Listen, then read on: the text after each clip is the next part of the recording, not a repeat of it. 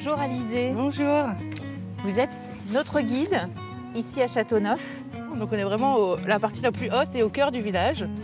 Et ensemble, si vous voulez bien, on va déambuler dans les rues pour découvrir un petit peu. C'est notre point de départ. Voilà. Allons-y. Et on rejoint, qu'est-ce qu'on rejoint? Une des plus belles rues de Châteauneuf, la rue du Castelet. D'accord. Qui a la particularité d'avoir de très belles maisons qui datent du XVIe siècle, entre autres. Notamment une au numéro 14. Je vous laisse passer. Merci. Donc c'est cette maison, juste ici, sur la droite, cette maison jaune. Oui. Très grande maison, à 6 travées. Et qui a surtout un linteau gravé, très beau linteau gravé, décoré, avec la date de 1570 qui apparaît juste en bas. Oui, donc c'est une des plus larges maisons du vieux village. Et traversante en plus. Ensuite, et sur la gauche, on remonte légèrement pour aller devant l'église. Voilà, le portail occidental donc, de l'église Saint-Martin, qui date du XVIIe siècle, style baroque.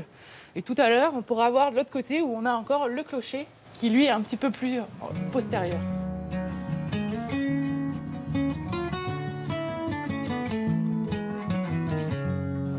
Alors là, il y a une fontaine, moi je résiste jamais à l'envie de l'allumer, où elle fonctionne.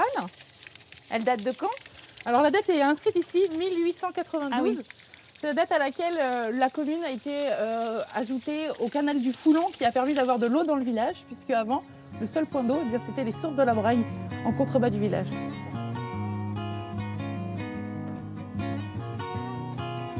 Et voilà, l'autre entrée de l'église, avec surtout le clocher, le campanile en haut, ce montant en fer forgé, qui date lui de 1822. Et puis juste à côté également, ici, il y a l'ancien château, ce qui veut dire qu'on suppose qu'à l'origine l'église était peut-être la chapelle castrale, donc du château. Il y a un beau point de vue depuis le village, vous nous emmenez? On va continuer donc rue du Presbytère, longer le château qui sera sur notre gauche. On note qu'ici il y a des sportifs, nous on est essoufflés, mais... Sur notre gauche, tout ça, c'est le château. Le château qui est aujourd'hui une propriété privée, mais qui a donné son nom finalement à la commune, puisque c'est au milieu du XIIe siècle que les seigneurs d'Opio, se sentant en insécurité un petit peu plus bas, sont venus construire sur le point plus haut de leur territoire. Après, en 1257, que les deux communes se sont séparées et que Châteauneuf est devenu un fief indépendant. On arrive à notre point de vue? Tout à fait. On est là déjà sur une très belle place. Voilà, donc cette magnifique vue sur la plaine d'Opio jusqu'au littoral.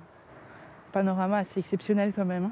Ça vaut vraiment, vraiment le détour de venir ici à Châteauneuf pour voir ça. Quand le temps est très très clair, on arrive très bien à apercevoir les reliefs de l'Estérel, le pic de l'Ours ou encore le mont Vinaigre. C'est l'avantage d'être un village perché. C'est ça, exactement.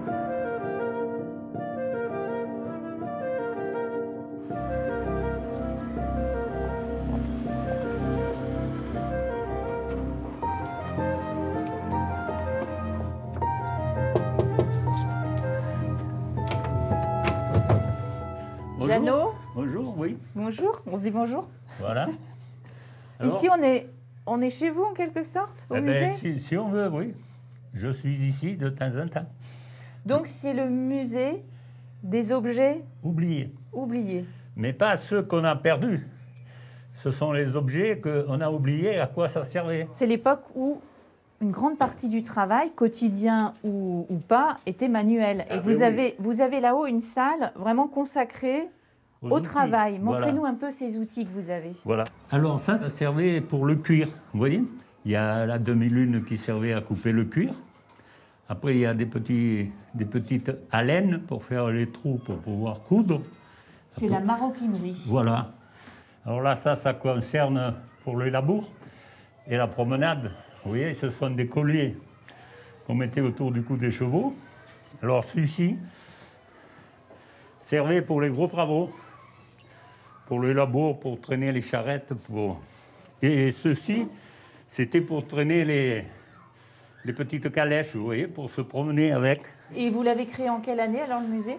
En 2005-2006 par là. Et dans l'idée, pourquoi vous trouvez que c'est important comme ça de montrer ces objets qui ne servent plus? Mais oui, mais c'est notre mémoire. Pour savoir où on va, vous savez, il faut savoir d'où on vient.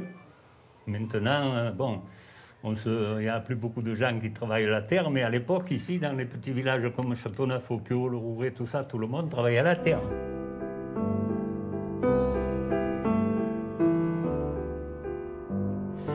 ici, on ramassait les olives, le blé, le raisin et les plantes à parfum. C'est un témoignage du passé. Voilà. En tout cas, on voit que vous êtes fiers de ce musée. Et bien, demain, dans le prochain épisode, nous allons également parler du passé, puisque nous allons découvrir un lavoir qui se trouve aux sources de la Brague.